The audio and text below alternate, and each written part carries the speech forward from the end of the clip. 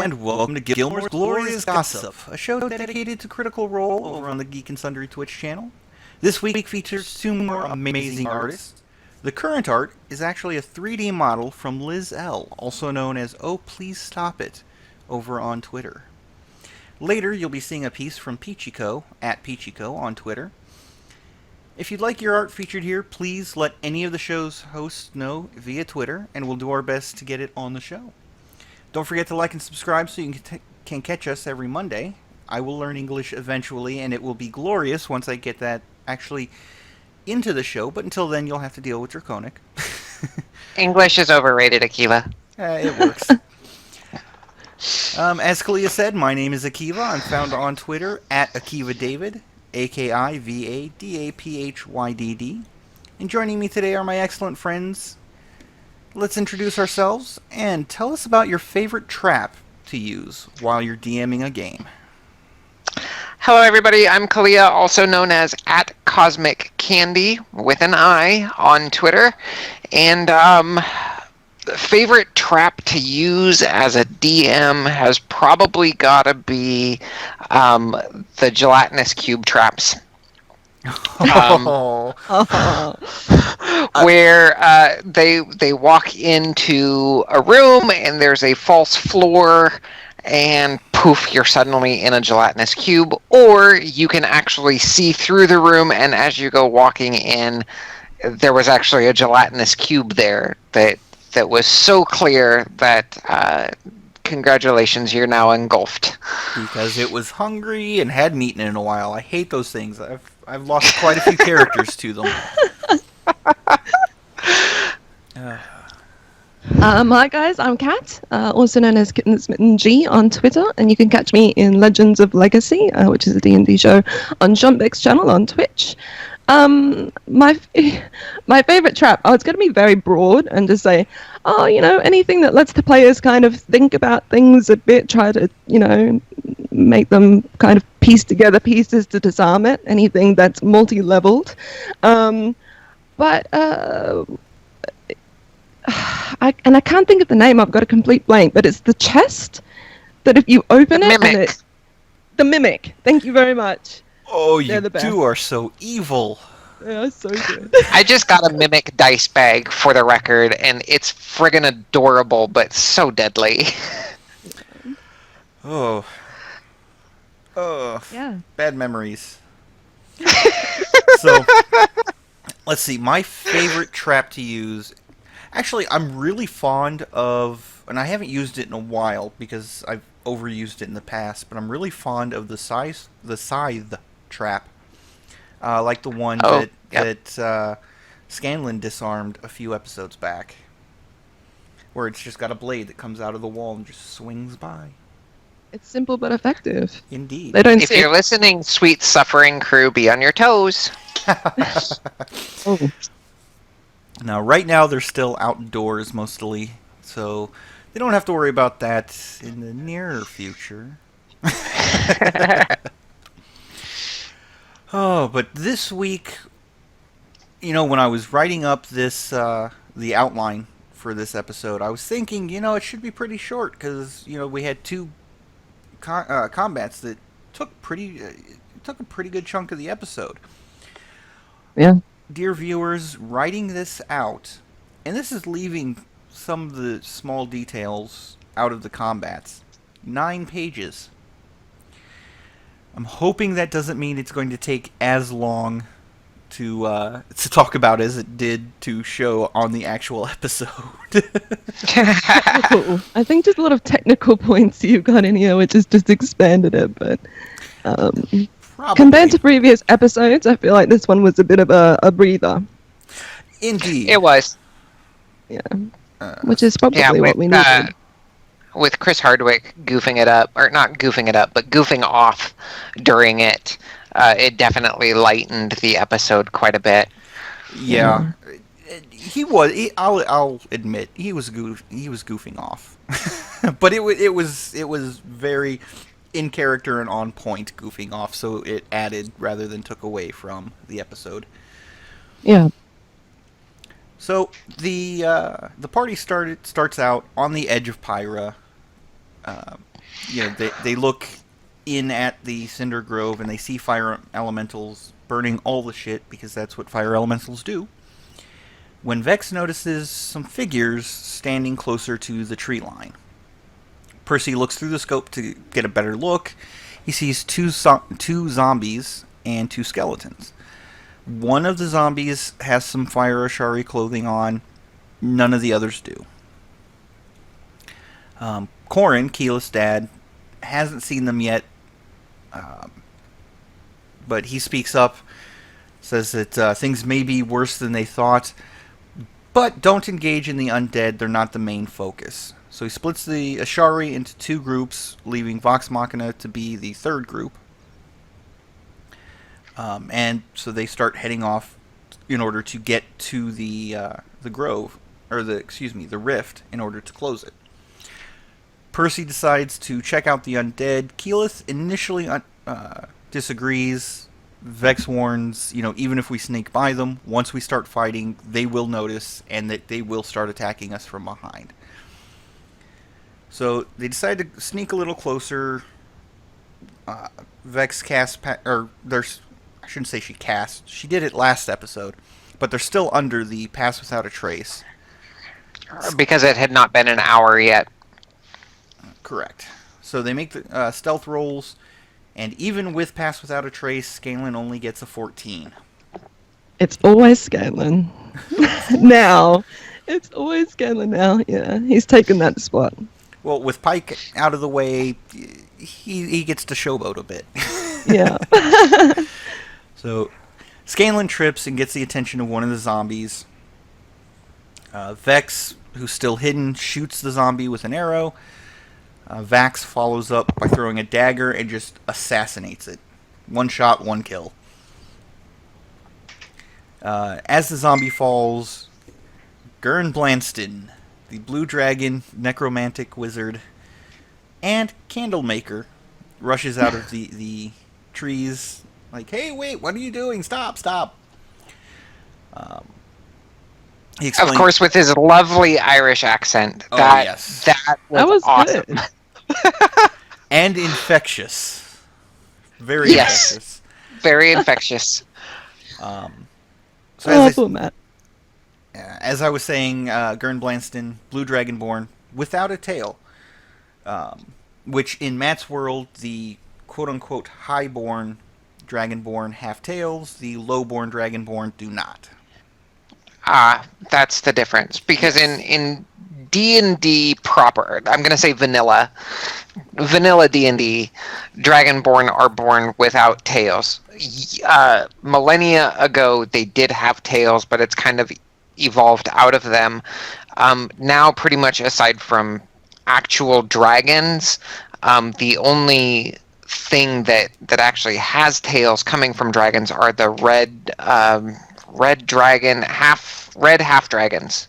Well, half dragons in general. That, although the monster manual specifically uses them as an example, talking, but Chris Perkins and my brain is fried. Jeremy Crawford, Mike Merles. Mike Merles. Okay. Mike Merles have mentioned The only other one. Have mentioned the dragon kin, which are the half dragons, have tails. Okay. Right. So it's just the Dragonborn in vanilla D&D that do not. But So this was a good twist. This was Matt's own take on that evolution process. Indeed. And it's one that I enjoy, and I think I will actually start using as well. Yeah, it's great. Yeah. But Gurn explains Oh, go ahead. I wonder if... Sorry, I'm just wondering if Tibbs knew about that. Well, I believe so, because the way Tibbs interacted with Tofor, who was on the Council of Iman, Tofor did not have a tail. And Tiberius was very adamant that he was highborn and looked down on Tofor. And called her a peasant. Exactly. So, my suspicion is that Tiberius had a tail, and I knew what that meant. Yes. Mm. So. Interesting. Gurn explains that he's in the area looking for materials with which to make his magic candles.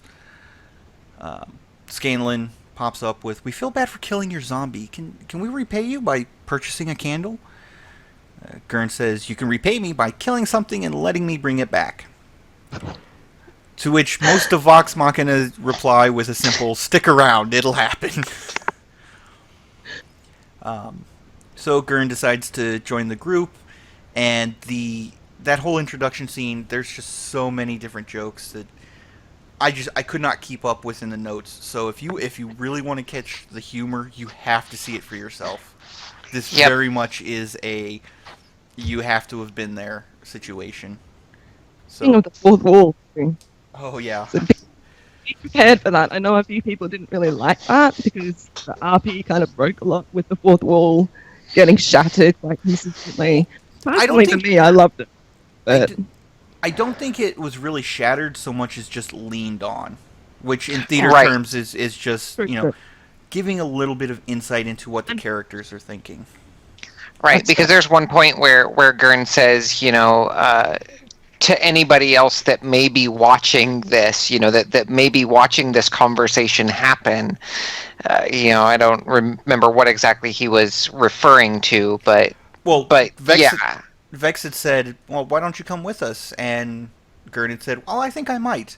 It might be a little unsatisfying to anybody, who might be watching this conversation." Yeah, if things just end here, that's what it was, right? Yeah. Just being pointing. So at that point, he also points out the names of his undead, which I thought I would throw in here, just because they are rather interesting. One of the zombies is named Coral from The Walking Dead, or referencing The Walking Dead. The two skeletons are Stimpy from Ren and Stimpy fame. If you haven't seen them, you are far too young. Duh, gee, Ren. Stimpy. And then the other skeleton was Fatty Arbuckle. Now, the other cast within Vox Machina, the other voice actors, at one point mentioned that they were hoping for an impersonation of Fatty Arbuckle, but the only information that I could find on the name Fatty Arbuckle was Roscoe Fatty Arbuckle, who was a silent film star from the 1920s. So I don't get where they'd be looking for an impersonation, unless it was the physical action. I'm afraid I didn't get that either. Yeah. See, and when I thought Arbuckle, I was thinking John Arbuckle from Garfield. Well, the quote that was used during that little aside where they were hoping for the Fatty Arbuckle impression, or specifically Taliesin was asking for it. They mentioned the phrase "booper duper." As far as my research indicates, and please, somebody in the comments below, let us know where this actually originated. But my research can only trace it as far back as Jacksepticeye during one of his appearances. If you guys don't know who Jacksepticeye is, he's a YouTuber that does video game Let's Plays. He's magical. Oh god, he's an Irishman, and oh my god, he's hilarious. One of my favorites. I'm gonna have to check him out. Indeed. There's, for those of you that have been watching, if you've gone to my front page, you may have seen him in the channel recommendations. If you're into video games at all, definitely check Jacksepticeye out. He's awesome. But the recently re-dead zombie was named Carol, and that's also a Walking Dead reference. I don't particularly watch Walking Dead, so my first thought was Carol Burnett. But it makes sense since Coral was a zombie, Carol being a zombie, both Walking Dead references. So. Well, I feel terrible because I do watch The Walking Dead, and I don't know whether it's because I was very tired or what, but I could not make that connection. It was only because I read it in I think it was a Reddit forum afterwards. I was reading a Reddit forum, and I'm like, oh yeah, The Walking Dead. How could I not see that? It was very good, very smart. Liked it. Indeed. So they make another attempt at stealth, and of course, since Gurn was not present during the casting of Pass Without a Trace, he doesn't get the bonus. So he's sort of stomping along, and at the time, Chris Hardwick is stomping under the table, and then the cast starts whistling the Andy Griffith tune. So in case of you youngins not knowing what that tune was, it was the Andy Griffith tune. Great show. Yep. As they're walking along, they encounter a small fire elemental. And this is where the Irish accent starts becoming contagious, because during the description, Matt slips into an Irish accent and blames Chris. At which point Chris pops up with purple hearts and green stars. And Sam goes, "Guys, seen some shit." Chris, "It's a special Veterans Edition of Lucky Charms." Matt, "Very, very lucky."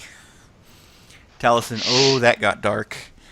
And I was laughing my butt off at that because, I've deployed twice.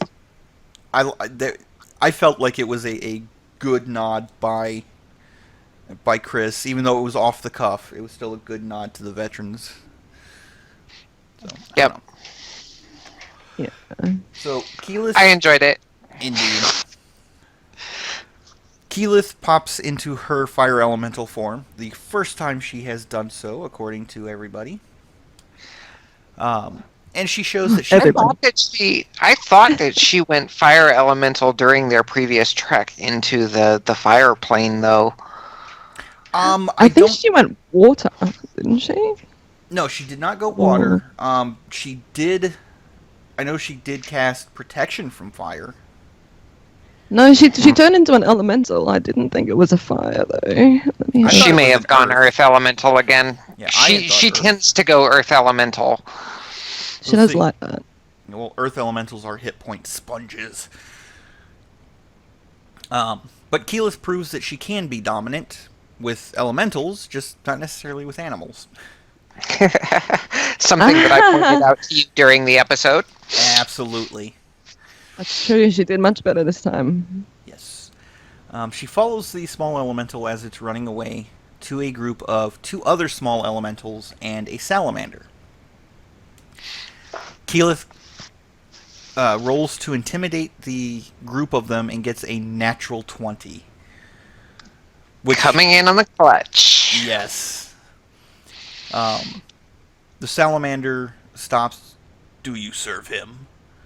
Keyleth replies, "It doesn't matter who I serve. I am above him. Return to where you came from." So the elementals retreat, and Gurn picks something up as they continue on, getting a sleight of hand, or making a sleight of hand check. Vex is the only one to see him pick it up, but she doesn't see what it is. And Matt shows that once again he's still either house ruling or just all over the place with exhaustion. Yep. Yes, I did notice that. Sam was very on point, which I'm sure we'll touch on as we go through it. He was constantly checking himself and going, "I'm exhausted, I need to do this at a disadvantage, yada yada." But of course, Vex, unless is told by Matt, didn't actually apply that to herself throughout the game either, so... Yeah, well, as I understand it, Sam has more role-playing experience than Laura does. So it sort of makes sense. But as they're going along, they see signal flares from the other two groups. And Vex eventually gets a fancy cloak from the bag of holding that Grog is holding, wraps it around an arrow, lights it off of keyless fire form, and sends up the signal. As they get closer to the rift, they find the trees flatten, and Matt describes it as being similar to the Russian meteor hit in Tunguska. And if you're like me, you probably haven't heard of Tunguska, but that happened in 1908. And there are pictures, if you do a Google search for Tunguska, Tunguska, and I'll put that in, or if you guys are probably seeing it right now, an annotation with how to spell it. You know, I've actually been to the site of Mount St. Helens, and of course this was probably 1989 or so not too long after Mount St. Helens erupted. And I'm looking at the images of Tunguska, and it looked very, very similar to this. Absolutely. So either one is a good reference. Just seeing the trees laying flat on the ground. Wow, lots of power from those. And of course, the group sees the river of lava originating from the rift area, which of course surprises no one. But they do see two more salamanders. Wow, Draconic is really heavy with me today. I like salamanders better. It sounds cuter. It rolls off the tongue. Maybe we can lure our players into having friendly negotiations with them, and then find out that they're very, very wrong. Indeed. But they find two more salamanders and some more elementals, sending energy to rip the rift open further. Gurn sends in an ice storm candle, to be delivered by Fatty Arbuckle. And this is the point where Taliesin was disappointed by the lack of Fatty Arbuckle impersonation. You were going to say something? These candles are cool, by the way. Oh, yes. They are really cool. Hey. It's a really cool take on magic and wizardry, sorcery. Yes. So what happens is Fatty Arbuckle makes its way into the group, and when he gets surrounded by two of them, he squeezes the candle, breaking it open and releasing the Ice Storm spell, doing 4d6 cold damage. In this case, it rolled out to be a 9. And then the initiative starts. When they finally showed that map, I thought to myself, Matt has all the best toys. He does. Where does he get those wonderful toys? Oh, exactly. Critters. If you haven't seen it, and I don't know why you wouldn't have not seen it, it had pools of lava built into it, and they were so bright orange it almost glowed. They looked hot. Yes. And no pun intended. And my favorite part of these lava pools was actually the bubbles of lava in there. Yes. I don't know what he used, whether it was plastic beading, BBs of different sizes. I have no idea, but those bubbles looked amazing, and I'm trying to figure out a way to do something similar. I know. So the enemy group is a total of one salamander holding a trident, a second salamander with a bow, a large elemental, and a medium elemental. In the first round, Percy does his normal 3 shots, but he does a trick shot trying to get the trident bearer to drop his trident, but only the second shot makes him drop. He hits the first and second, but only the second shot makes the salamander drop his trident.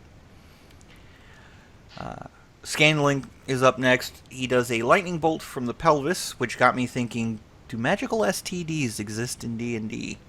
Oh, wow. I mean, think about it. Magic is certainly a thing. And with as much magic as Scanlan uses, kind of makes you wonder. Magic? Yep. Oh, yes, he does. Just don't cross the streams, guys. Don't cross the streams. Oh. And then he ends his turn by inspiring Gurn with a song, and he replaces the words "turn, turn, turn" with Gurn's name from the song "Turn, Turn, Turn" by the Birds. Then it's the enemy's turn, the elementals specifically, and they just move. Grog rages, moves, throws, and misses, but fortunately, with his chain of returning, he doesn't lose his weapon. Now, one thing that I thought was kind of cool here is that, Matt said that it hit, but it deflected off the armor.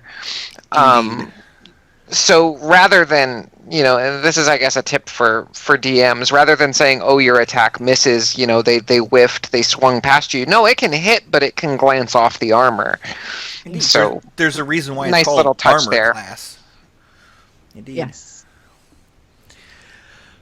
Which gets you out of a lot of situations, because sometimes you have your players go, but how? They're massive or they're really large creatures. How could I have missed that?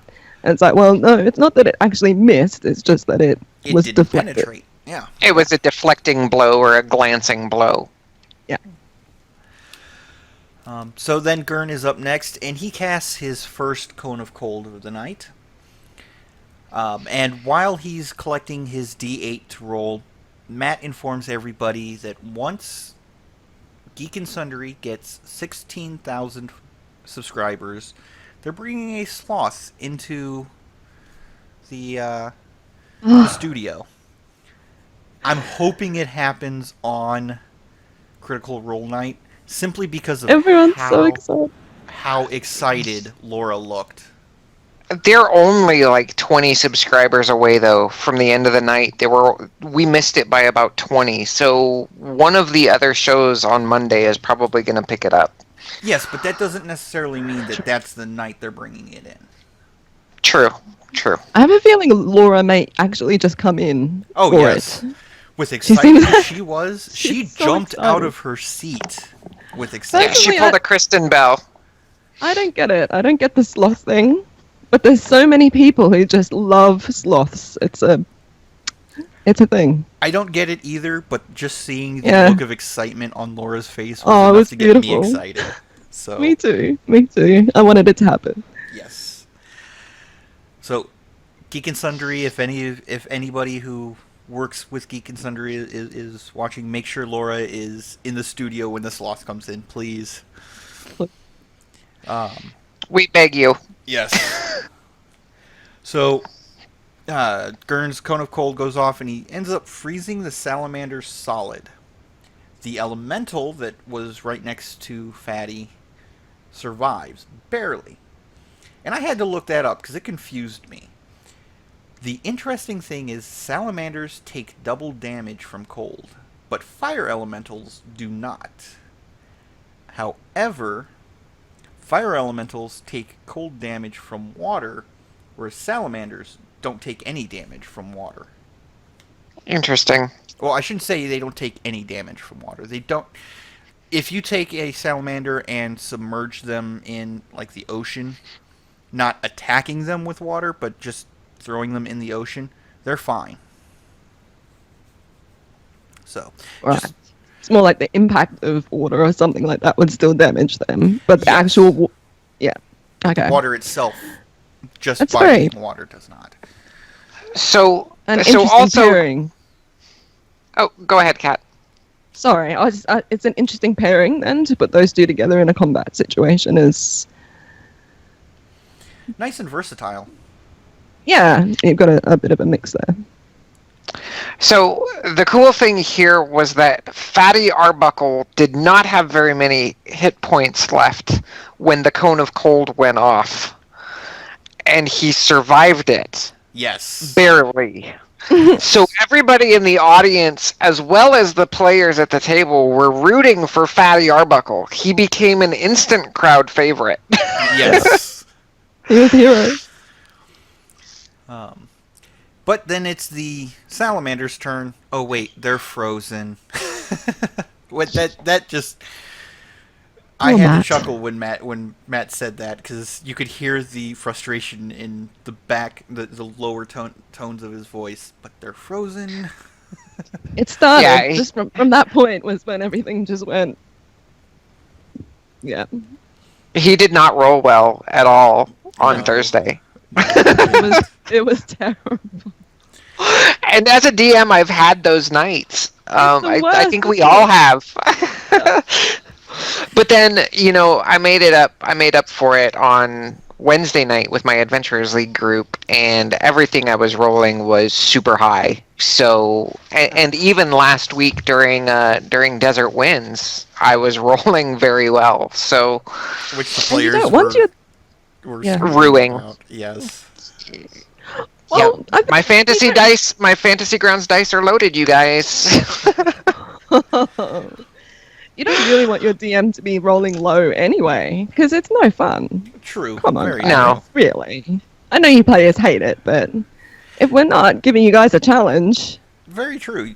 We're here to make you heroes. And you can't Yes, be exactly. heroes if your enemies can't hit you. you're just hitting nothing. Refer to my DM meme. So Vax does a very heroic jump over a lava pit, uses her hunter's mark. So glad to see she's remembering that now. On the large elemental, gets 2 hits. Keyleth goes for another intimidation, rolls a 15 this time. The medium rolls low and runs away, but the large one rolls high enough to stay. So we go into round 2. Percy first makes a sword attack against the fire elemental, but as any of the DMs out there know that have looked at the monster manual, when you melee attack a fire elemental, you take fire damage from the flames. Yep. Black back blowing on you. Makes sense. So he moves away. The fire elemental takes an attack of opportunity, but Percy uses the brooch that he had gotten from the vampires. Why I'm horrible with names. The Briarwoods. The Briarwoods. Yeah. Thank you. Gotten from the Briarwoods to shield and avoid the damage. And there was a lot of confusion over that too, as where he got that brooch. Yes, and that's actually why I mentioned it here. Yes. In both chats, I saw the question, wait, brooch? Where did he get that? Yeah. So I thought It was, it was basically It was used, the if I'm spoils. remembering right, to clasp Lord Briarwood's cloak together. I thought it was Lady think Was it, Briarwood. I think it was Lady Briarwood, because that was what Okay. she was using as that shield all the Yeah. time. Remember, she was. Yeah. Okay. Yeah. I think. But Could be wrong. After No, he- you guys are probably right. After he gets away, he takes 1 shot, reloads. Then Scanlan casts Thunder Wave at 2nd level and gets the "How do you want to do this?" So Woohoo! he's like, I want to crack my knuckles to cast this, and I want to get Gern's attention. So he tries to get Gern's attention. There's a little bit of banter between Sam and Chris because they work together. But because of the banter, Matt just rules that they both miss the kill. The spell goes off, but they don't see it. The final fire elemental goes ahead and runs back to the rift. The group looks towards the rift, and they see an Ephrit exiting the rift with additional minions.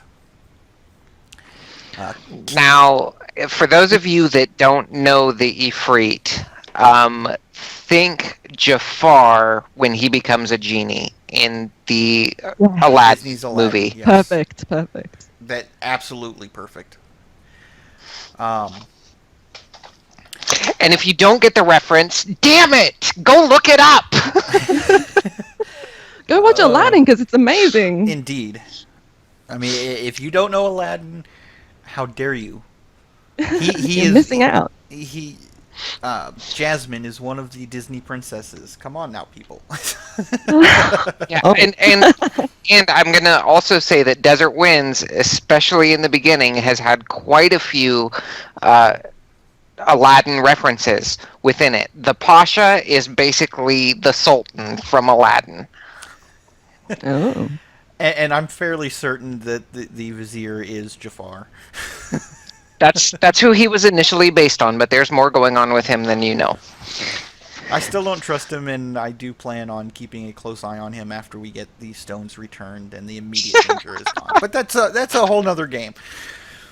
So Keyleth looks around for her fellow Ashari, doesn't see them, but hears their combat. Grog does his own experiments and decides to smash the frozen salamanders, and he gets a childlike glee out of it that's just so cute. And so he brings a now frozen Fatty Arbuckle to Gurn. And Gurn just, what do I want that for? We could bury him. And Vex pops up, you could put a coat on him. To which Gurn replies, so we'd carry him around as a coat rack. At that point, both Vax and Percy... Go ahead. If they carry Fatty Arbuckle around with them, Vax would have someplace to put his many cloaks. All two his of them. cloaks. All two of them. Some wheels on the bottom. Right. I mean, they don't have. They don't have. Oh my gosh. The bear. Trinket is currently in the jewel. Oh, I can't He is believe I safe forgot Trinket's in the name. I was like, oh, they don't have Twitter, Twitch, too much Twitter. No one does with a T. No, Oh my Trinket god, is... too much social media for me. Stop it. They don't have Trinket anymore, so they don't have their coat rack. Well, they do have Trinket. He's just being carried around in his little Pokeball. A little Pokeball. But at that point, Vax and Percy remind the group of incoming company, and that's the point where Matt calls the break. After the break, the group sees the Ephrit, 1 salamander, and 3 large elementals coming in. Keyleth is like, yeah, I don't think that staying in fire elemental form would be a good idea, because he's probably the boss. So she drops her elemental form. The group makes a stealth check, but the salamander sees at least 1 or more of them and points them out. The Ephrit moves first in the combat, so round 1 opens up with him rising 30 feet into the air, at which point Gurn informs the group exactly what the Ephrit is. And it throws fire at Scanlan and Vex, and both miss. Vex does her thing, Vax does his, and then it's the elemental's turn. The first elemental moves into Gurn's space, setting him and his 2 undead that he has left on fire, and attacks Gurn with 2 hits. The second elemental attacks Scanlan and Percy. Wow. So, just to explain, I had a PTSD flashback, so I'm missing my front tooth because I got into a bar fight. So, no! So that's why I have troubles with my bit of a lisp sound, and it comes out kind of lispy. So, it's just that's the first time it's been that bad. Anyway, so it attacks Scanlan and Percy. Both of them miss. But it sets them both on fire by proximity. Gurn casts his second Cone of Cold, catching one of the elementals and the salamander, and it also temporarily hardens the lava pool that they're in front of. Now, can I just say a point here? Mm-hmm. I really like this because Matt is actually taking into account terrain. And a lot of new DMs and GMs don't actually think about this very much, is terrain and how it affects your encounters and your battles. When people cast spells and that, how does that also affect your terrain in those encounters? So it just adds another dynamic to it, which is awesome. Absolutely. And don't feel bad if you're one of the DMs that doesn't really keep track of that. That's something that takes a lot of practice It to takes do. a long time. A long time. Like, it took me 5 years before I was able to be a step ahead of my players in remembering what the terrain was like. They usually had to remind me, hey, I cast Fireball over here. Didn't it burn the rope that was holding up the chandelier? So, Right. And with Desert Winds this past week or past 2 weeks really, you guys started the combat, you're under the water, you stabbed something, it started bleeding, it attracted sharks, which ended up Yep. helping save you guys in the end, but it could have turned into a very dangerous thing. yes. Also. Oh, cool. Yeah, stuff like that. So Gurn, still being on fire, instructs, the remaining zombie to put out the fire that is engulfing him, and has his skeleton throw a snowball at the elemental for 3 points of damage. That's awesome. Percy, still on fire, does his thing. Scanlan, on fire, casts Odaluk's Resilient Sphere on the Ephrit, essentially turning the Ephrit into a flying hamster. Yep. That was so awesome. Yes. Spellcasters, read your spells, because there are so many very cool spells out there that don't get used very often. I've got one in the back of my head for a trap for the Desert Winds crew. That you read it and you don't think about it as having any kind of use. But there are some really cool spells out there, and this was definitely one of them. I'm scared now. Be scared. Be very afraid, because it's going to be badass Should be when it happens. excited. Not scared, excited. Yes, but I'm the one who put us in a bad situation last time, and Right. yeah, so I'm scared. I remember.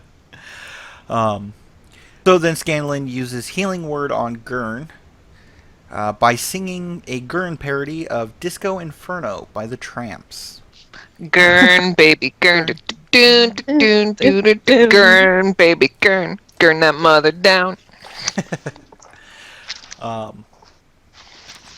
And how many awesome dancing gifs did we get out of this episode too? Oh, 'Cause everyone so was many just of them. So good.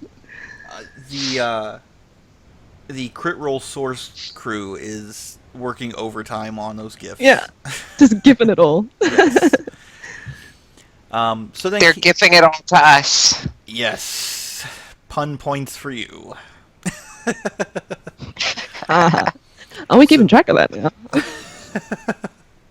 We probably need to. Yeah, we probably should, but we'll go insane if we do. So Keyleth is up next, and she casts Tidal Wave, which, according to the spell, deals 4d8 damage. And I looked at the spell because there was some discussion, both by the cast, by the people in both the Geek and Sundry chat, as well as the Critters RPG D&D chat. Critters D&D chat, excuse me, on exactly how much water that spell creates. Matt DM called it, because there was just so much math involved and he just wanted to get it done quickly, as 60 gallons. Rules for fun. Rules for fun, and it still killed both elementals outright. Now, looking up the spell, it can be interpreted one of two ways.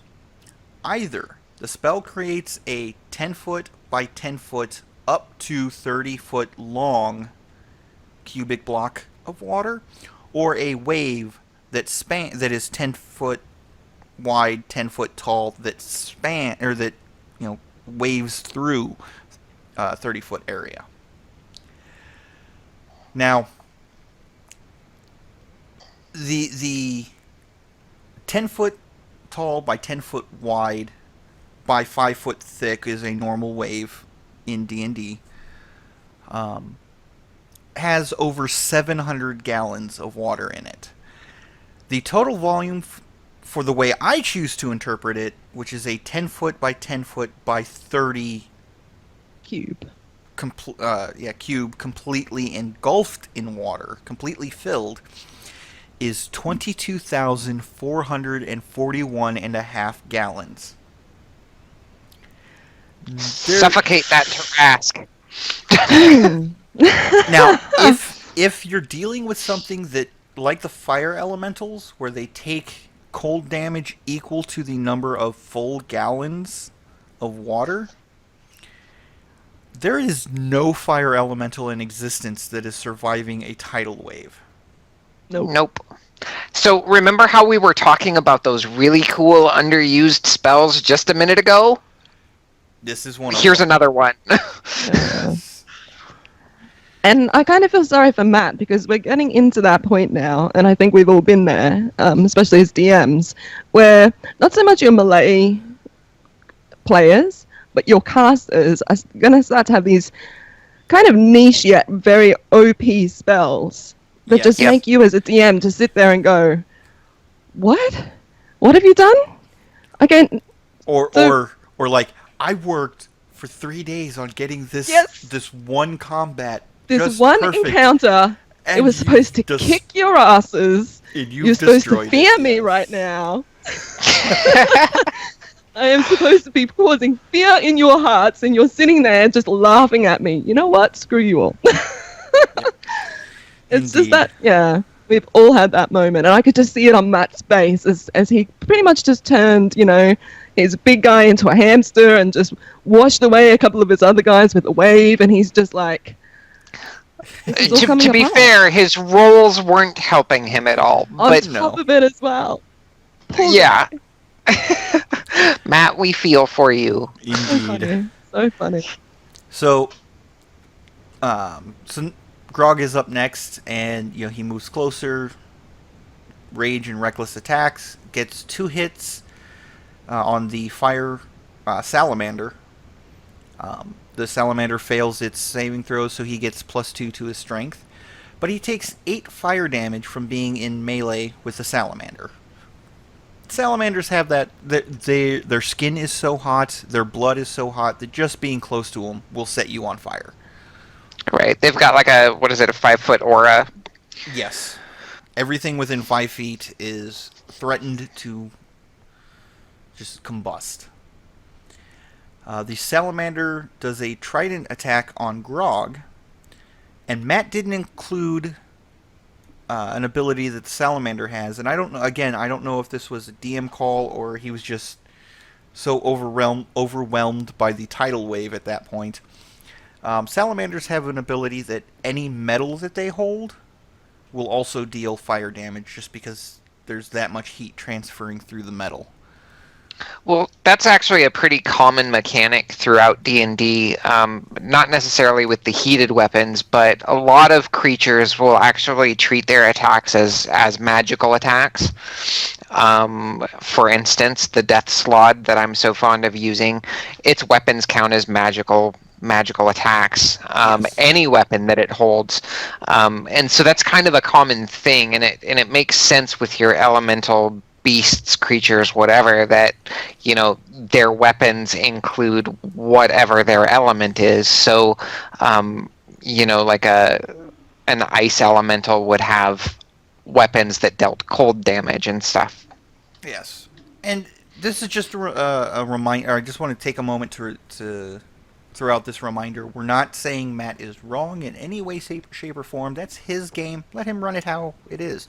We're just throwing out these tidbits for those of you that are new to DMing. Just some things that you may or may not want to keep in mind. That's all. Yep. We're strictly saying this is vanilla D&D. This is the way that the rules are written, and here you go. Yes. So brings us back to the top of the round for round 2. The Ephrit is still hamster-balled, and he's frustrated, so he throws fire, but it's blocked by the sphere. And anybody who's wondering, well, isn't the Ephrit starting to suffocate? The spell specifically says that it does let in air, so... And actually, Taliesin asked at the table, a science question, can air get through? And Matt said yes. Yeah. Vax does his thing. Vex is up next. She does a lightning arrow and then goes to stealth using her skirmisher stealth, and a question popped up on how that works. Skirmisher stealth isn't a part of the vanilla D&D. It might be in one of the other source books that I don't have, but I was unable to find it in the short time that I had this week to do the research. Matt originally thought that it was when you're going from one stealth position to another position you're allowed to re-stealth. But the clarification was for skirmisher stealth at the end of your turn. It's sort of the like a rogue cunning action, allows you to stealth at the end of your turn. Well, yeah, I mean, cunning action, you can take the hide action, which basically allows you to stealth. Yes. However, just for clarification on why Laura was using skirmisher stealth specific, she only has one level of rogue right now, so she doesn't have cunning action yet. No. I'm just trying to look it up quickly, but you're right. It's not a vanilla D&D thing. It might be in Sword Coast Guide or something else. I did not see it in Sword Coast. I was just looking at Sword Coast. Okay, so interesting. It may be something that carried over from Pathfinder, or could be something that was completely homebrewed. We don't know. Because I honestly have never played Pathfinder, but I would like to. So that brings up the Elemental's turn.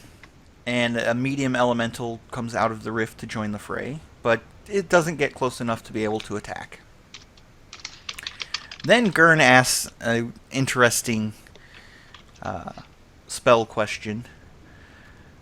Can I cast Modify Memory to make the genie forget to not kill himself? To which everybody laughs. Chris responds with, I'll take that as a no. I think I may have just found it, Akiva. I think it came from the Ranger Unearthed Arcana. I was looking at that too. Okay. Yeah. I have not seen that yet, so must be a new it's the Unearthed Arcana. Okay, so for anybody who's not familiar with Unearthed Arcana, Wizards of the Coast publishes things monthly that are new takes on classes. They've published some prestige classes for 5th edition. They've done reworks on classes. It's basically their test bed for future releases of either classes for core books or for adventures, etc., etc. They also use it to clarify the rules as written versus rules as intended for what's already in the player's handbook. Right. So Unearthed Arcana is basically Wizards puts out this stuff so that the community at large can test it, get back to them and say, no, Wizards, this is incredibly broken, or this needs to be buffed a bit, or whatever. So it looks like, and I've got that Unearthed Arcana right here. I'm pulling it open right now. So go on, and I will take a look at it. Okay. So after, getting the laughter from the modify memory to make the genie forget to not kill himself, he says, I'll take that as a no. Can I cast modify memory to make the genie think his task is done? To which Matt replies, you can try. Our favorite phrase as a DM. Indeed. The spell, go ahead. That didn't actually start with Matt. A lot of people think it did. It actually started with Chris Perkins. Yes. That's the earliest, yeah. So if anyone's interested, I just thought I'd point that out. Nice trivia. Yeah, look up the Acquisitions Incorporated stuff. It's brilliant. So good. The people from Penny Arcade who are the primary players, I don't know how many of you know who the Penny Arcade guys are, but they run their own convention, started in Portland, which I wish I had been there for. No, it didn't. It started in Seattle. I'm sorry, Seattle. Started in Seattle. Sorry. PAX. Steal that from Seattle, man. Yes. Sorry, I'm sorry, guys. Humble apologies, because a native of that area, and sorry. But these guys write Penny Arcade. They started their own con, and it's freaking amazing. And every year now, so twice a year at PAX, they actually record the Acquisitions Incorporated live Dungeons and Dragons in front of an audience, and it's absolutely brilliant. It's gold. You can find them on YouTube. Go look them up. It's awesome, but Yes. but no. So the Gurn looks at the spell. It has a 30-foot range, and he doesn't have enough spell range, and then realizes he doesn't have enough spell slots to cast it anyway. So he does a lightning breath at the medium elemental instead. And as that's powering up, there's several cocaine jokes. But It was a very different show. It was yes, very for a second different there, it was a very, very Hollywood show. But after he does his damage, he sends in the 2 remaining undead to dance and distract the medium elemental. Oh, loved it. I loved it. Matt has him make a performance check, and there are several jokes about the dancing undead, which you'll have to see, because at one point Chris Hardwick actually gets up and dances. And at the end of the turn, Matt is almost face-palming and says, "This is the strangest round of combat I've ever had in D&D." Yep. And then he goes, "Top that, Percy." So real quick, I have the skirmisher stealth pulled up now. Okay. And it says, beginning at 2nd level, you combine the speed and stealth in combat to make yourself hard to pin down. You're difficult to detect even if you attack or otherwise take actions that would normally reveal your presence. At the start of your turn, pick a creature that you are hidden from. You remain hidden from that creature during your turn, regardless of your actions or the actions of other creatures. As a bonus action at the end of your turn, you can make a Dex stealth check to hide again, if you fulfill the conditions needed to hide. Otherwise, creatures are aware of you at the end of your turn. So Oh. it's written as one of those things that could be interpreted either way. Was she using it as a broad stealth though? Did she actually select someone to be stealth from? I can't. Well, we assumed that it was the target that she had hit, Hid. Yeah. All right. that she was trying to stay hidden from. It's interesting. I like that. Indeed. So after the top that, Percy does his thing and doesn't really do too much, and then comes to Scanlan. And Matt forgets to do the concentration check for the spell, which I thought was just a result of so much hilarity. Just going on. And this is quite sad because when the moment that happened, everyone in chat was going concheck, and I was also thinking it at the same time because it could have freed his hamster. Yes. His hamster could have been freed, Yes. and his battle could have ensued, but it was a missed opportunity, sadly. Having rewatched the episode, Matt also did not do the actual roll for his fire damage at the top of the round either. Oh. Now, Scanlan does ask about it at the end of his turn, and at which point Matt replies, the 9 damage, but that was rolled on Percy. At the very beginning. No, that was rolled on Percy. Okay. Before Percy puts his fire out. Oh, I remember that. Yeah, it was the same number. Yep. And I thought, it's lucky, or that he rolled the same thing twice. No, he looking at the footage, he doesn't roll that fire damage for Scanlan. Oh well. So Scanlan casts lightning again, and then uses healing word on Gurn a third time, with a Gurn parody of "Turn Down for What" by DJ Snake and Little John. And if you've ever seen that music video, that is the weirdest music video I've ever seen. I can probably top it by the Big Bad Wolf. I don't remember who it's by. I've seen the Big Bad Wolf. Turn down for Okay. what is weirder. Okay. Okay. When we're done here, you have to go to watch it. check that All right. out. Will do. So then it's Keyleth's turn, and Keyleth pops up with, "We've got two assholes in front of us, right?" And in during his previous turn, Vax had moved in front of Keyleth. So Vax turns and says, "My name is Keyleth," to which Keyleth responds, "Depends on the day." My name is Vax. Yeah. Yeah, no, I said Keyleth, didn't I? It works. It works. It works. Yeah, he was paying himself out a bit Yeah. in the session, but he wasn't frowning. Yes. The entire episode, he had that beautiful smile on his face, and he was having so much fun. Yes. So thank you for that, you know, Chris. I think Chris there was had a lot so to much, do with chatter about how it was a normal RP heavy episode, yada yada, and it didn't feel. I don't care, guys, because Vax got a day off, and Yes. he needed it, and it was Yes. great. Yep. So Keyleth casts Tidal Wave again, and then Chris starts in with the copyrighted music. Which had us all cringing. Yes. It did. Now, It was so. I'll have a comment on that later, though. But yeah, it was cringeworthy. Grog takes his reckless attacks against the salamander again, and this time singes his beard. And no, such beautiful man hair. Singed.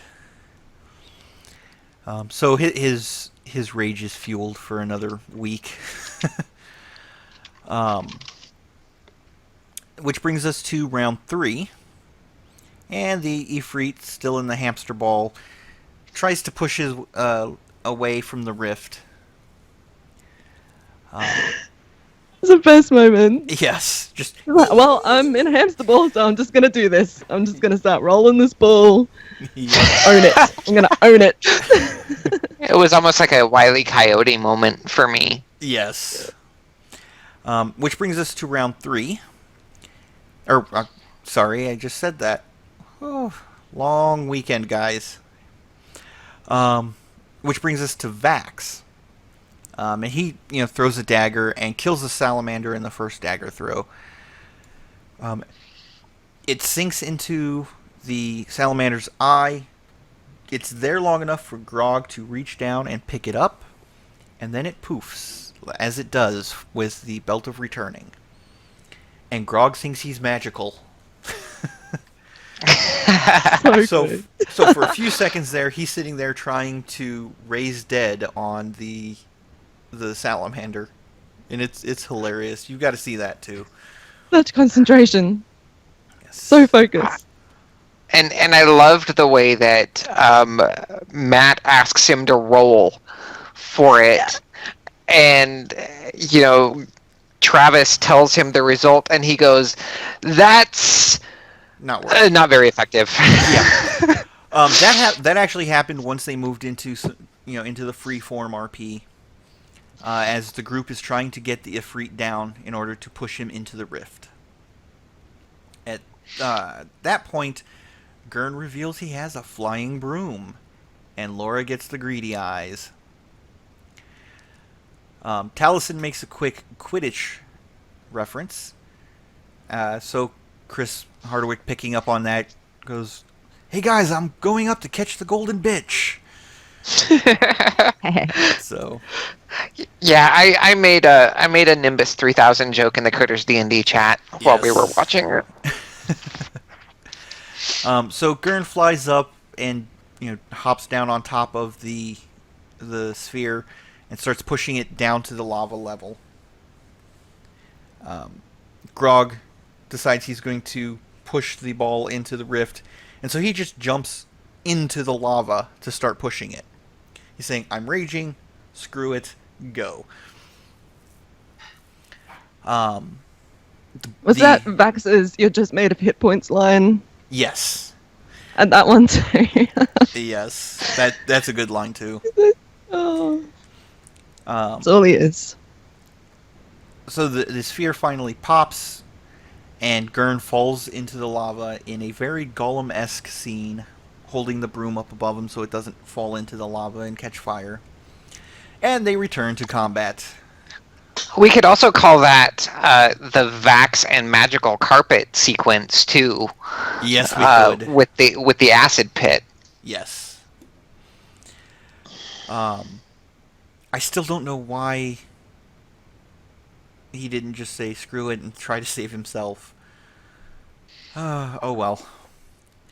Anyway, so that brings us into round 4.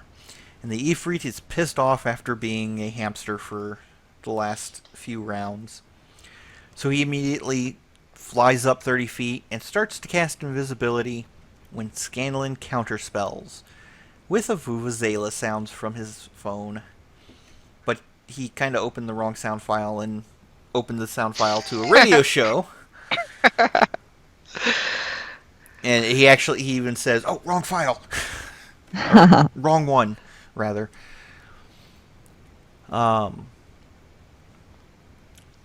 Which brings us to Vax's turn.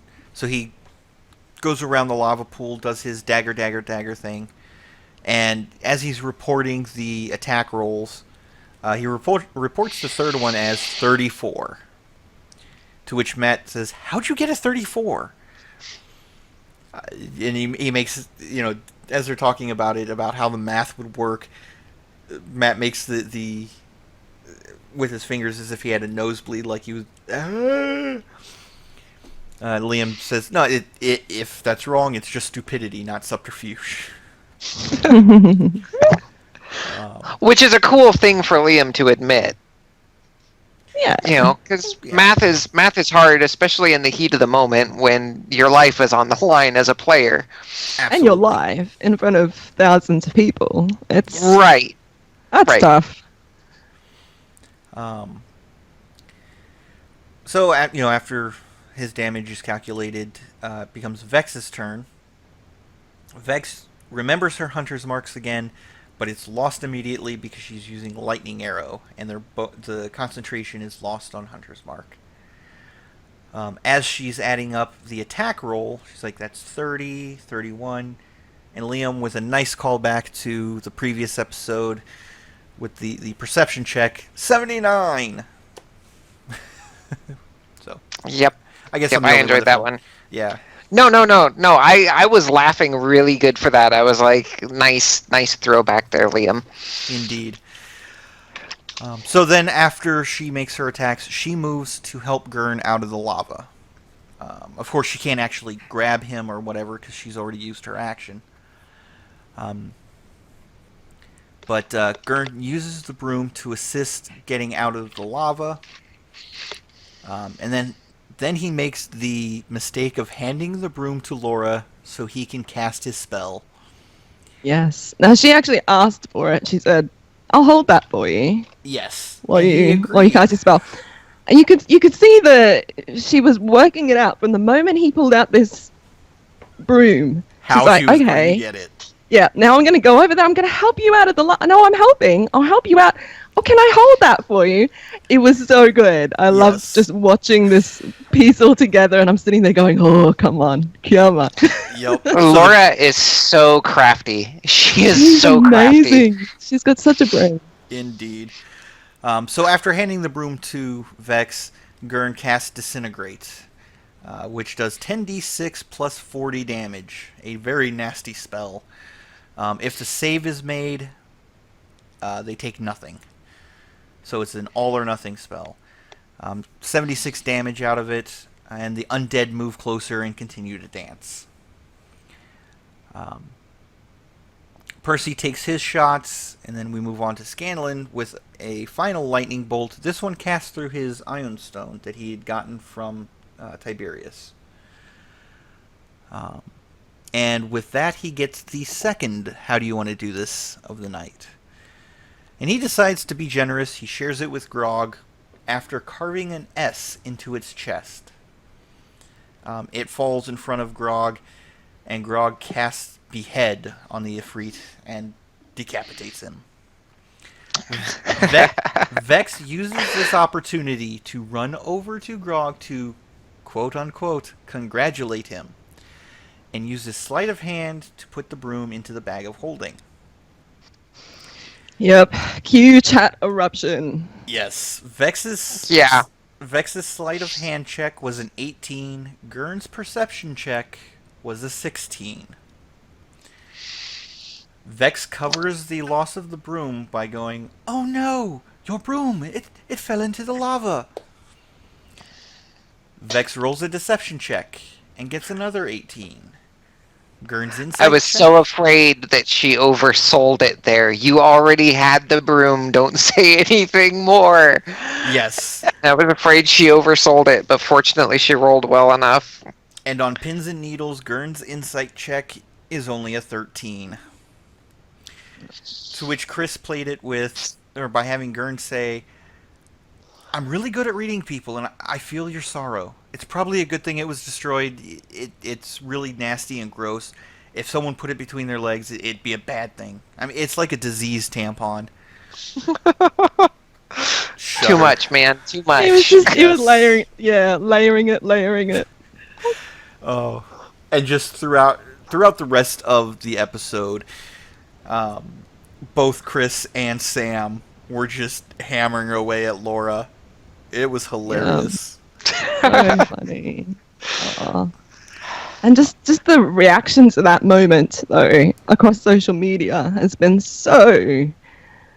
I think Laura even tweeted about it. She had a tweet later on. She did. Said, "This is why I never read Reddit," or something like that. And I thought, oh, God, really? And I jumped on Reddit to have a look to see what was going on. And I'm like, oh, wow. They're all ripping into her. Just too much, guys. I knew what I was going to find. I knew what I was going to find. I've spent a little bit of time on Reddit. I've done my fair share on Reddit. I'm probably not ever going to go back because it's a pretty toxic community there. Yeah. Well, that's what I see my job is on this podcast, is to bring the Reddit forums to you guys. That's what I'll do. I'll read all the Reddit forums and all of that kind of stuff. And it is quite... At times, you just want to reach out and just shake people and just go, "Come on, guys, it's a game." Now, I will say that there are a lot of good things that do come out of Reddit. It's just there's also a lot of bad, and it's really hit or miss on what it's going to be on any given day. And people can have opinions, 100%. Of course. Just don't try shoving it down my throat. That's all. Don't attack people, especially Laura. She's just such a great person, great player. And she played her character. This is Vex. Right. And if if Vex changes and becomes a boring goody-goody two-shoes, we'll lose something. Yes. We're gonna come downvote all of your posts, Reddit. All of them. We don't care who you are. We're downvoting them. No, we're not doing that. We're not doing it. One karma begets another, right? So That's true. That's true. We love you, Reddit. Just no, and also keep in mind, guys, the players have said this themselves. They've been playing these characters for 3 damn years, and I said it last week. When you have a character that you've been playing for as long as you do, the reaction is automatic. Yeah, absolutely. You just know. You'll know when you play the game for that long with a character and it happens to you and you go, "Wait a minute, where the hell did that come from?" Because you're going to have one of those moments, I guarantee it. Akiva, you probably had that moment 2 weeks ago when you attacked the marrow. Yes. And you went, "Why did I do that?" Yeah, but I was in the complete Adron mindset, and here was a creature eating another intelligent creature, another sentient creature. It was dead, but... It doesn't matter if it was dead or not, it's still a sentient creature. Why would you eat that? That's just evil. And so he attacked, and I immediately regretted it. Well, guys, we also get Vex on a broom. Yes. I mean, if she didn't do it, we wouldn't get this moment, and I'm so looking forward to that moment. Yes. But at that point, the portal, or Matt catches everyone's attention again by saying the portal opens up a little more, and the Ashari finally arrive. Keyleth sees about half a dozen more enemies through the portal. They're not coming out yet, but they're heading towards the portal. So the Ashari and Vox Machina, go ahead and start the ritual to close it. And Matt asks for 3 people to help. Gurn decides to help, rolling an Arcana check to decide how to help. And it turns out that he has a blink candle made from various bits of blink dogs and other translocational creatures. I think it was things that blink, quote unquote. Well, that was Chris's quote directly, yes. Things that blink. So he hands the candle to Coral, makes Coral get up to the portal. Now, the portal itself is in the center of a pool of lava. So as Coral is going, he's taking fire damage, and he gets to the portal with 1 hit point left. Yep, that was awesome. Yes. He uses the candle. The portal closes by 5 to 10 feet, and Coral teleports away. And when he reappears, it's 10 to 15 feet in the air. Yeah, I thought that Matt said that it was a little bit higher than that, even. No, he said his exact words were 10 to 15 feet in the air. Okay. I rewatched that scene 4 times, I'm certain. Okay. At which point, it falls and hits the ground, which Matt describes as being like a really old orange. Oh, so gross. Yeah. Just bleh. Oh, stop. So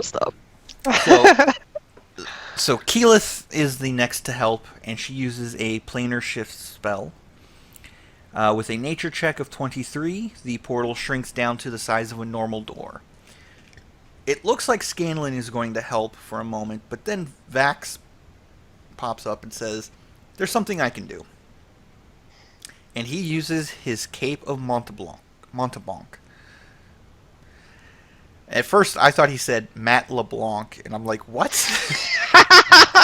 And then I remembered it's the cape that allows him to use Dimension Door.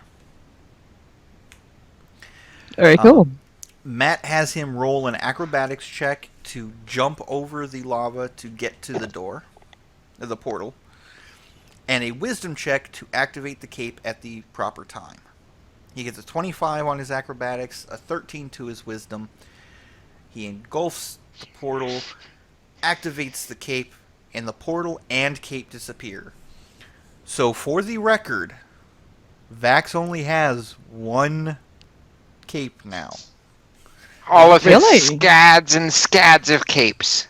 All His one of many, them many now. capes. All one.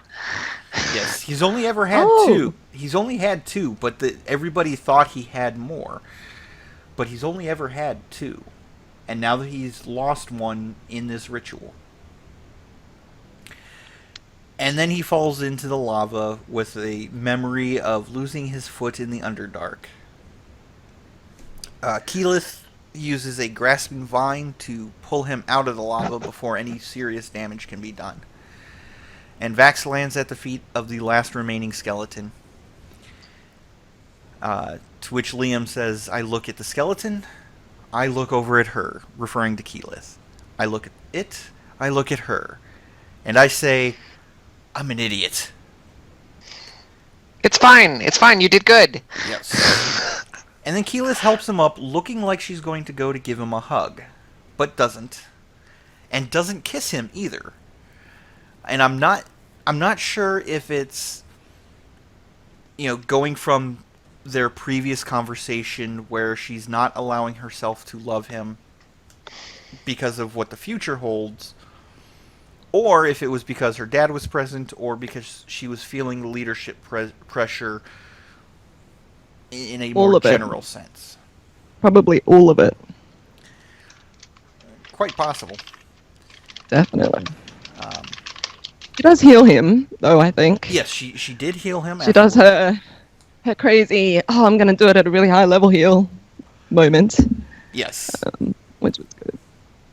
And at that point, Serkonis walks up to Gurn and says, "I do not know you, friend, but you aided us when we really needed it.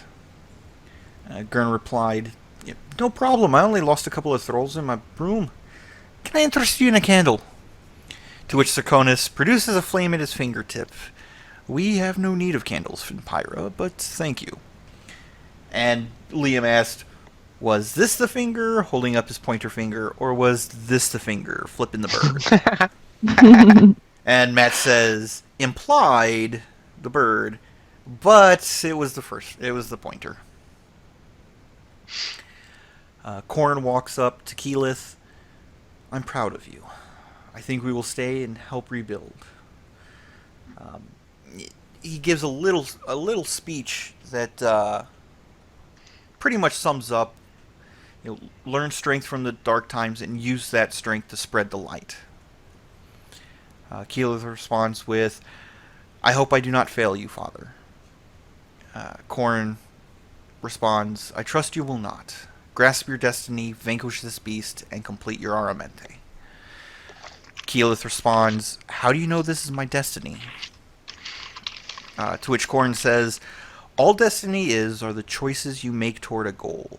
You chose this path. And that just hit me as profound life wisdom for anybody in any situation. If you think that you're fated for something, or whatever situation you're in is your fate, don't let it be. Make a choice towards a goal and make a new fate or destiny. A different destiny. Yes. Yeah. Everything you want is on the other side of fear. One of my favorite quotes ever. Yes. Like that. I like that. At which point, Gurn interrupts. Have you seen a broom?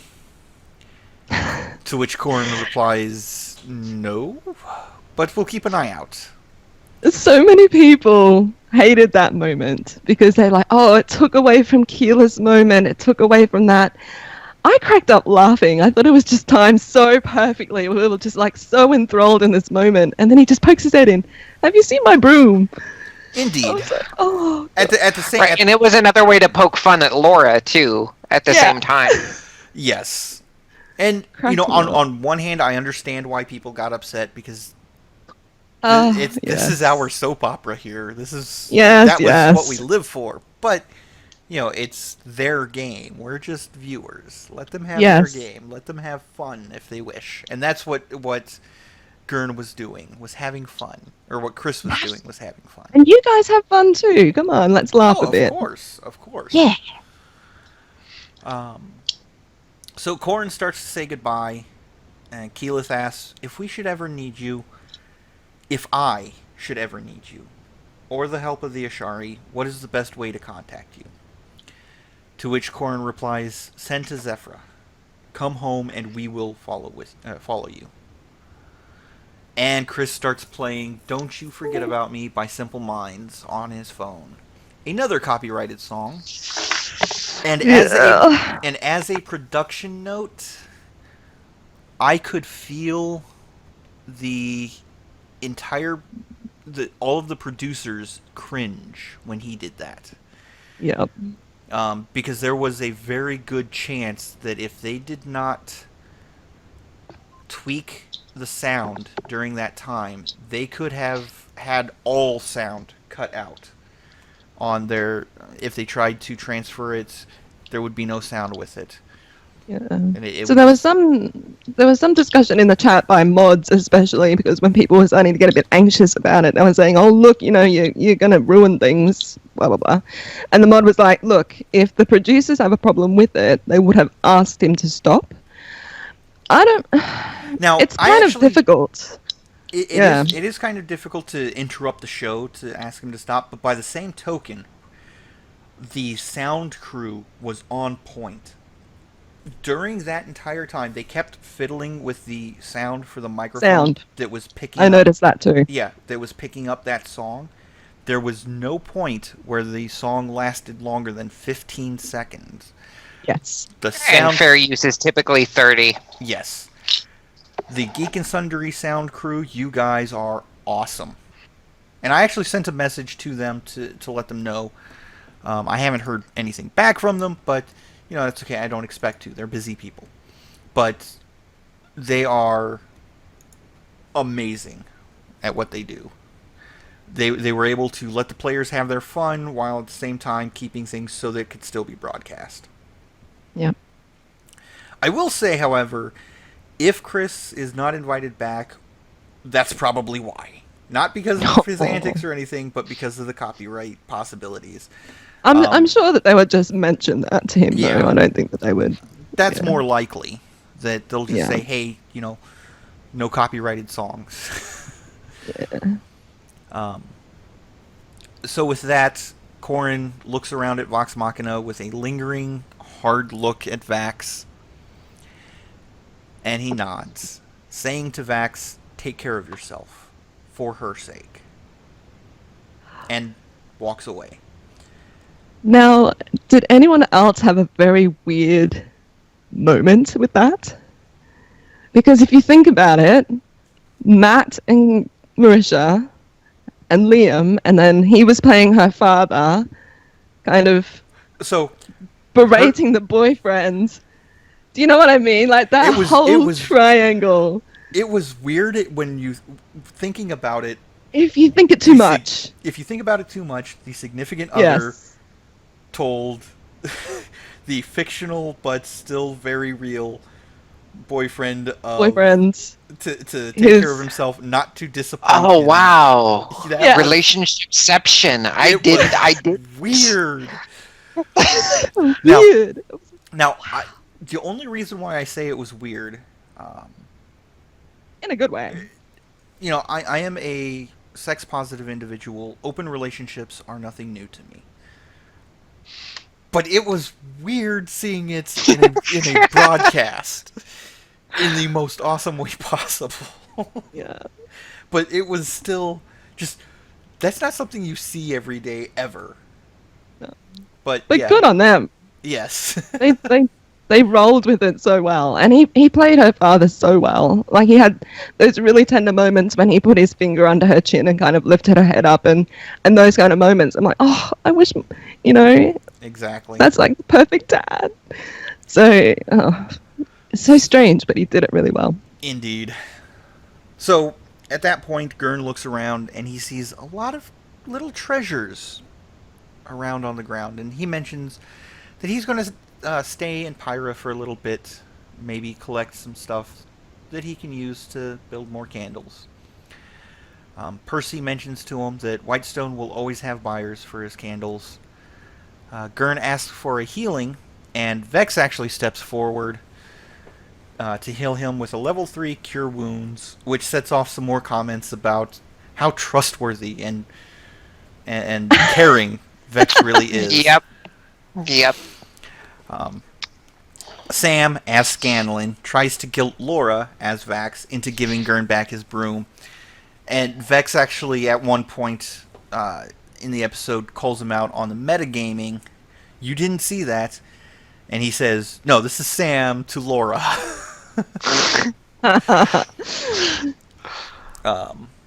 Now, speaking of the broom, there was a new ship that was christened in this episode. Oh. Several of the channels that I follow and several of the tweets that I've seen have christened this new ship. Wait for it. Vroom! Vex and the broom. There has been some artwork of Vex with a wedding dress and the broom wearing a top hat. Oh, I haven't seen that. That's awesome. Kalia, get permission from whoever drew that, and we will have it on next week's show. I want that on our show. I will dig it up, and I will get that permission. So Vex points out the treasures. Look at all the treasures he'll get. Matt has her roll an investigation check, and she sees dragon scales scattered about. Vex asks Gurn about the scales, and Gurn reveals that he uses the scales to make the candles, specifically after, quote, dragons with tails enslaved him. Now, this could be a reference to actual dragons or to Dragonborn. but it's an interesting little insight to his backstory. And we can also draw from this that was what he was picking up earlier in the episode when Laura failed her perception check. No, she made her perception check. She just didn't see it in time to see what it was. It didn't roll high enough to see what it was. At that point, Vax sidles up to Vex, says in a very deadpan voice, "The more things change, the more they stay the same." And then he walks away.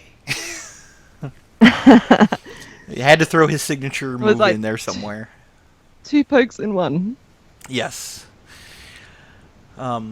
Vex turns to Keyleth and asks, "Keyleth, can you bamf us home?" And Keyleth, forgetting that she did that earlier in the morning, which was last episode, so admittedly easy to forget, "I can." And then turns to everybody, "Hey guys, thanks for helping." Vex replies, "Your dad is noble." Scanlan pops up, being Scanlan. "Keyleth, your homeland is quite nice with all the fire, the monsters, the hole torn in the sky.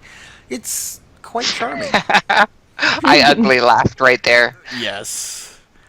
Keyleth responds, "Thank you, but it's not my homeland. I'm glad to see how well you know me after all these years, Scanlan." Cringe. There's a little back and forth between Keyleth and Scanlan as Scanlan continues to ask questions, to which Keyleth replies, "This might be the most questions you've ever asked about myself." Scanlan remarks that he doesn't even know her last name, and Keyleth reveals she doesn't have one. So there's another confirmed fact. It's not just left off because of spacing issues, it's left off because she doesn't have one. Like Cher. Yeah. At that point, Matt reminds Keyleth that she doesn't have the spell slots available because, well, she cast it that morning. So they decide to camp, and that's where Matt ends the episode. With Chris looking for dragon scales in the background. Yes, he's actually going around behind everybody. At one point, he picks up one of the stage lights and says, "Did somebody lose an orb?" So good. Because I couldn't figure out what he was doing as they were like talking away. He just stands up and I'm like, is he packing up to go? Like, did they go overtime for him or something? Is this too long for him? And then I realized he wasn't packing up. He was picking stuff up, pretending to be picking up dragon scales in the background, not actually paying attention to the conversation. Yep. It was so good. Cracking everybody up. So that leads us to wrapping things up. And we've mentioned a little bit, but I don't think we bluntly stated it. What was your guys' opinion on Chris Hardwick? And this is also going out to everybody watching. Let us know in the comments below. Let us know what you thought of Chris guesting on the episode. Do you think he added to the episode? Do you think he took away? What about you guys? I think he did both. I think he did both, personally. There were parts where he was a little bit too over the top for me, but on the whole, I enjoyed what Chris brought to the show, especially in the beginning, his introduction. I loved it. I thought it was really creative of how Matt brought him in and everything. So on general principle, I enjoyed what he brought to the show, and I do look forward to seeing him again. Yeah, I'm going to have to go with Kalia on this one. Apart from the slight copyright issues, possibly, that he could have invoked a bit of stress with the crew. Overall, I think he did really well. I agree. It felt to me like when they brought Chris in, it stopped being a show and started being their game. Yes. That's exactly it. I was sitting there, I was watching this, and I was like, This is a Dungeons and Dragons game. Yeah, they have forgotten that they are in front of cameras. They are playing a game. And it was awesome. Yes. Because if you go right back to the start of Critical Role, if you rewatch the first couple of episodes, it's so different. Oh yeah. To how it is now, which is quite RP heavy, quite drama heavy, which we love. But I felt like this week was much more akin to how they'd begun in, first couple of episodes. Absolutely. Yeah. It was much more akin to the little Periscope and, 'cause if you go right back to the start of Critical Role, if you rewatch the first couple of episodes, it's so different. To how it is now, which is quite RP heavy, quite drama heavy, which we love. But I felt like this week was much more akin to how they'd begun in, first couple of episodes. Absolutely. It was much more akin to the little Periscope and YouTube snippets that we got of when they were actually playing at. Yes. I believe it was Travis and Laura's place that they played at. Yep. So, moving into our DM's corner and getting towards the end of this episode of Gilmore's Glorious Gossip. How do you guys, as DMs, let dice deal with situations in your games? Now, the reason I'm asking this question, there have been a lot of questions being presented to Chris Perkins and Jeremy and just all of them, really. Mike. Yeah. Yeah. About how certain dice rolls are supposed to be handled. And I'm not going to get into those specific questions because A, they answered them, but B, because it shows a general, in my opinion, and this is only my opinion, please don't roast me for it, an opinion of a misunderstanding on the role of the GM, in my opinion. But, so I'm phrasing the question this way to be more general. How do you guys let the dice deal with situations in your game? All right, so I'm going to start by telling a story. There was a Star Wars game that I was in years ago. My DM at the time was Adam Crockett, who actually has successfully kickstarted 2 Pathfinder campaign books, campaign source books. So he's an awesome dude. Check out his stuff. But we were playing in a Star Wars campaign, and our group were inside our ship. We had talked our way onto this space station, but we did it in such a way that there was only one person supposedly on board. And the rest of us hid in lockers on our ship and so on.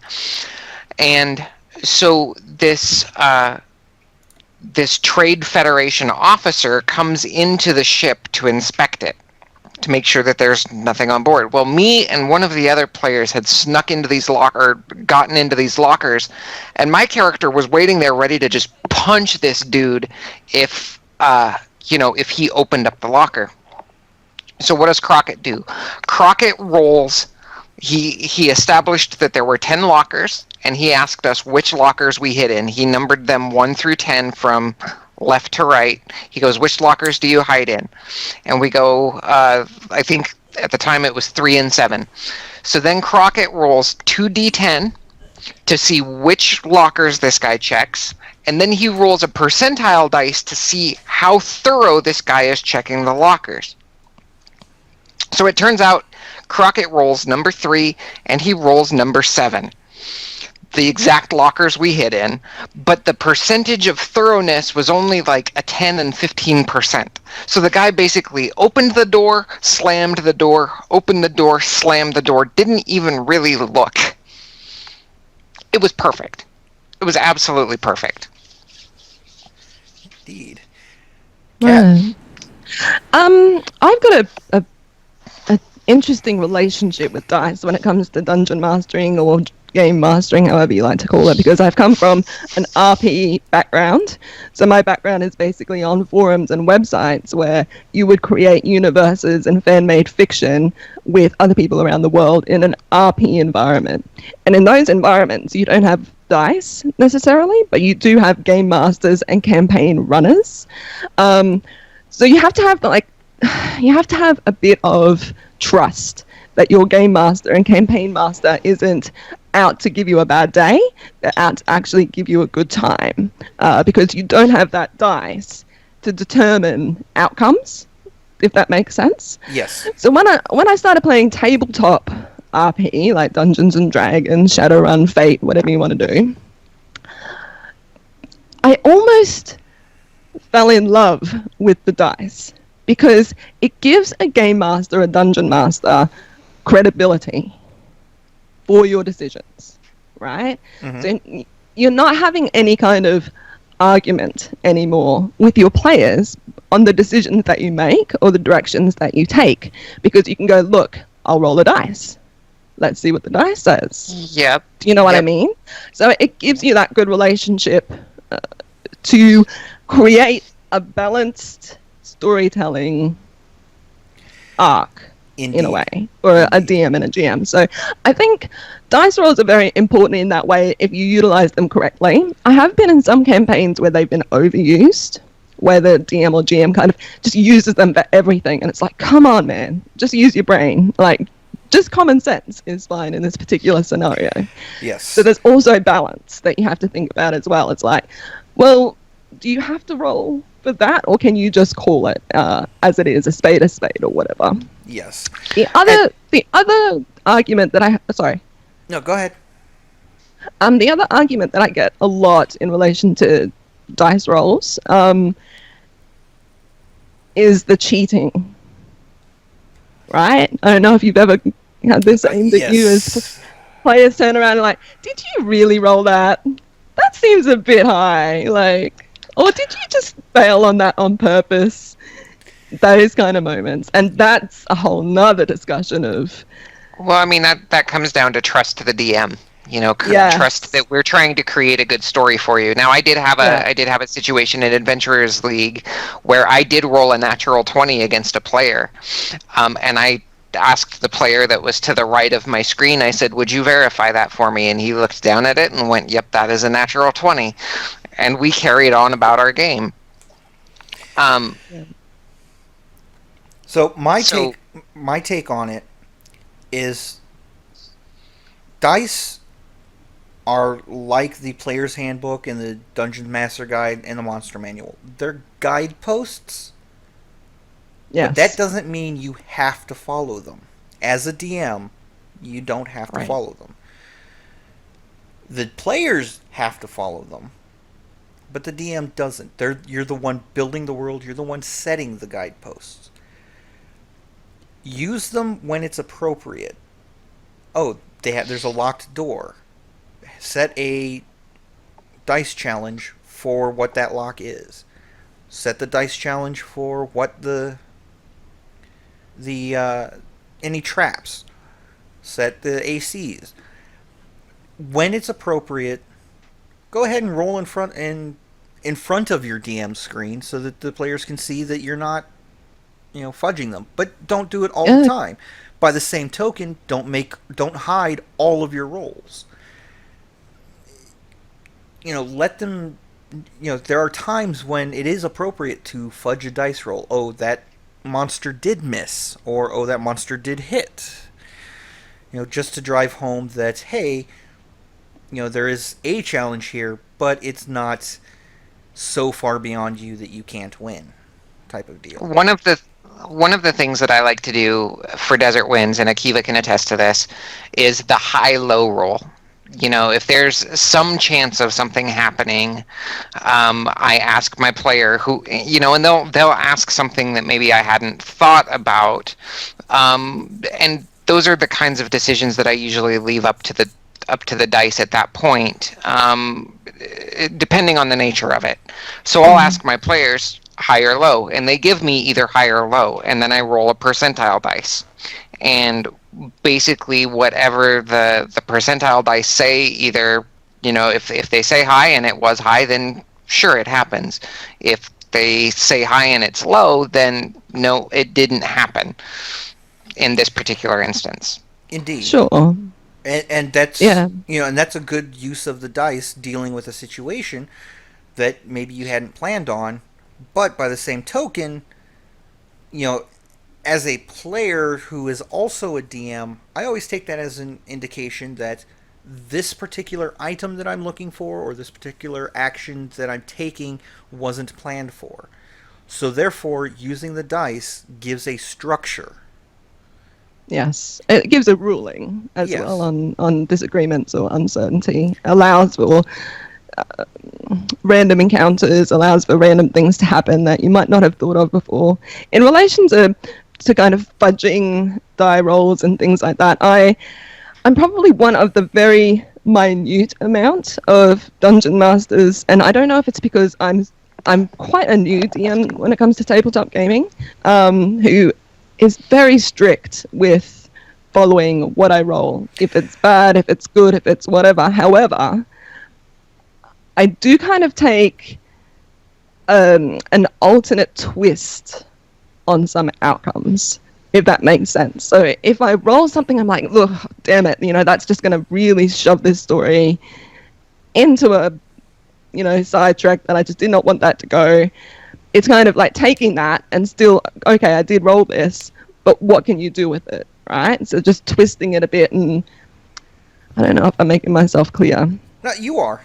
There are actually a lot, yeah, and it's very common with the newer GMs. They live or die by the dice roll. The dice, yes, and I'm still at that stage. I think I don't want anyone to catch me out of, because then I'll be like, okay, so now my players know that maybe I fudged this a little bit. But I do know that a lot of dungeon masters and a lot of game masters are quite comfortable with going, oh yeah, that wasn't quite that number. Don't worry about that. Well, and again, that's why we have there's a fine line to walk for us. It's very fine, because you don't want to lose that trust. Yes. So, I mean, again, Adventurers League player had just gotten healed for 9 points. I rolled the very next attack roll against that same player because it was the monster that was attacking her, not because I was out to get that player. But when I rolled the damage, it was exactly 9 and dropped her back down to 0. So it was like, well, crap. I could have fudged that roll, but by the same token, it was not enough where it was going to permakill her. She just went into death saving throws, and the paladin was nearby to heal. The cleric was also there that could have healed her. And at the same time, not fudging that roll gives the sense of urgency in every time we go into combat, my life could end here, Indeed. And so I'm not fudging all of my rolls. I fudge some of them when I really need it. And the thing that I seem to fudge the most is damage. Yes. If the party's getting their asses handed to them, I'm dropping damage by quite a bit. Now, with the Desert Winds crew, they got every bit of damage that they deserved in this last encounter. I'm sure they did. Well, that brings us to the end of our episode. If you did enjoy the episode, grog rage and smash that like button and subscribe to us to catch us each and every Monday. Send in any of your D&D questions to us using the hashtag DM's Corner. That's DMS Corner. And if you want to submit art, please contact us via Twitter. I'm at Akiva David, AKIVADAPHYDD. I'm Kalia at Cosmic CANDI. And I'm Kat at Kitten Smitten G on Twitter. And we hope you enjoyed, and until next week, kick back, relax, and enjoy your games. May all your hits be crits.